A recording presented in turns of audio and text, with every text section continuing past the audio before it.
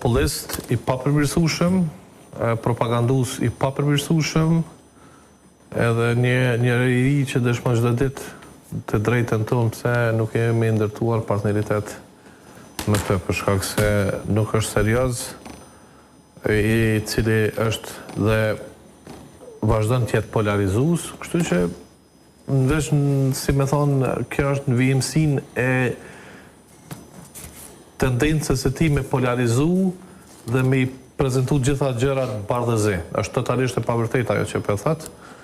Ne kemi qenë gatshëm, domethënë, që të shkojmë të ketë një marrëveshje ashtu siç është diskutuar te presidentja dhe të shikohen mundësitë që të spaku të kalojnë marrëveshjet ndërkombëtare, mirë po këta kanë dashur me taktizu me data, kanë dashur lojra politike, kanë dashur me viktimizu, kështu që ja ku jemi, domethënë këta që i kanë fituar 42%, këta që kanë pasur edhe qeverisin në 4 vitet e kaluara, normalisht e kanë barën kryesore të përgjegjësisë dhe kjo duhet evidentohet dhe duhet të përmendet. Dhe është herët për të diskutuar se tash zgjedhjet janë me datën 28 dhe po dua të flas më shumë për atë se çka pretendon Liga Demokratike e Kosovës të arrijë. Po do të pyes tek një çështje, se s'kam se mos ju pyes se ju jeni profesor ekonomie dhe Albin Kurti dje tha që duke aluduar në kryetarët, kandidatët për kryeministër, tha,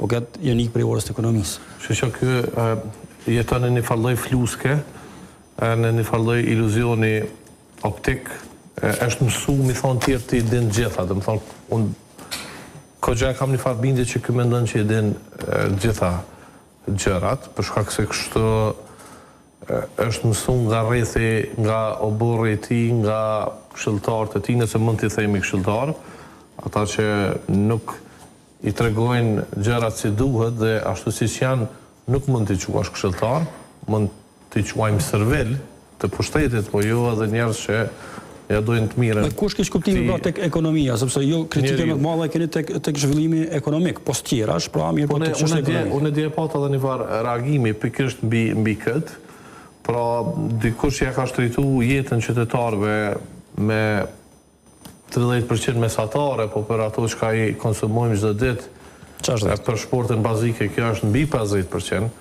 për dikë që deficitin tregtare ka marrë 2 miliard dhe e ka qunë 5 miliard, pra sot 5 miliard na dalin nga ekonomia jonë, shkojnë në vendet e tjera, nga ne importojmë, dikush që ja ka shtrejtu sot faturat e rrymës kur i merr janë 4 fish më të shtrenjta se sa kur e ka marrë pushtetin këtë.